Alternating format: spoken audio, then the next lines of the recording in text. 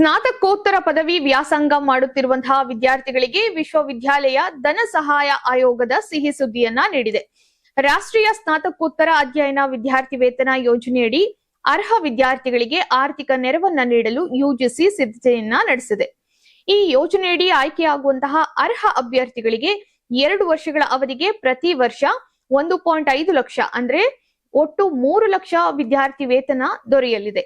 ಅರ್ಜಿ ಸಲ್ಲಿಕೆ ಪ್ರಕ್ರಿಯೆ ಶೀಘ್ರದಲ್ಲೇ ರಾಷ್ಟ್ರೀಯ ವಿದ್ಯಾರ್ಥಿ ವೇತನ ಪೋರ್ಟಲ್ ಮೂಲಕ ಆರಂಭವಾಗುವಂತಹ ನಿರೀಕ್ಷೆ ಇದೆ. ಮಾನ್ಯತೆ ಪಡೆದಂತಹ ವಿಶ್ವವಿದ್ಯಾಲಯ ಅಥವಾ ಕಾಲೇಜಿನಲ್ಲಿ ಪೂರ್ಣಾವಧಿಯ ಪಿಜಿ ಕೋರ್ಸ್ನ ಮೊದಲ ವರ್ಷಕ್ಕೆ ಪ್ರವೇಶ ಪಡೆದಿರುವಂತಹ ವಿದ್ಯಾರ್ಥಿಗಳು ಈ ಯೋಜನೆಗೆ ಅರ್ಜಿಯನ್ನ ಸಲ್ಲಿಸಬಹುದು.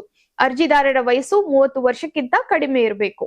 ಅರ್ಜಿ ಸಲ್ಲಿಕೆ ದಿನಾಂಕ ಹಾಗೂ ಇತರೆ ವಿವರಗಳನ್ನ ಶೀಘ್ರದಲ್ಲೇ ಪ್ರಕಟಿಸಲಾಗುತ್ತದೆ. ಹೀಗಾಗಿ ವಿದ್ಯಾರ್ಥಿಗಳು ಅಗತ್ಯ ದಾಖಲೆಗಳನ್ನ ಮುಂಚಿತವಾಗಿಯೇ ಸಿದ್ಧಪಡಿಸಿಕೊಳ್ಳುವಂತೆ ಸೂಚಿಸಲಾಗಿದೆ. ವಿದ್ಯಾರ್ಥಿಗಳ ಅರ್ಜಿ ಪರಿಶೀಲನೆ ಪ್ರಕ್ರಿಯೆ ತ್ವರಿತವಾಗಿ ನಡೆಯುವಂತೆ ಉನ್ನತ ಶಿಕ್ಷಣ ಸಂಸ್ಥೆಗಳ ನೋಡಲ್ ಅಧಿಕಾರಿಗಳಿಗೆ ಯುಜಿಸಿ ಸೂಚನೆಯನ್ನ ನೀಡಿದೆ. ವಿದ್ಯಾರ್ಥಿಗಳಿಂದ ಅರ್ಜಿ ಸ್ವೀಕರಿಸಿದ 15 ದಿನಗಳ ಒಳಗೆ ಅರ್ಜಿಯನ್ನ ಪರಿಶೀಲಿಸಿ ಅನುಮೋದಿಸಬೇಕು ಅಥವಾ ತಿರಸ್ಕರಿಸಿದರೆ ಅದಕ್ಕೆ ಸೂಕ್ತ ಕಾರಣವನ್ನ ನೀಡಬೇಕು.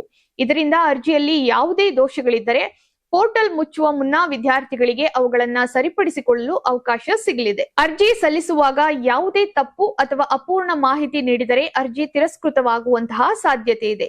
ಹೀಗಾಗಿ ವಿದ್ಯಾರ್ಥಿಗಳು ಮುಂಚಿತವಾಗಿಯೇ ಆಧಾರ್ ಕಾರ್ಡ್, ಶೈಕ್ಷಣಿಕ ಪ್ರಮಾಣ ಪತ್ರಗಳು, ಬ್ಯಾಂಕ್ ಖಾತೆ ವಿವರಗಳು ಹಾಗೂ ಆದಾಯ ಪ್ರಮಾಣ ಪತ್ರ ಸೇರಿದಂತೆ ಅಗತ್ಯ ದಾಖಲೆಗಳನ್ನ ಸಿದ್ಧಪಡಿಸಿಕೊಳ್ಬೇಕು.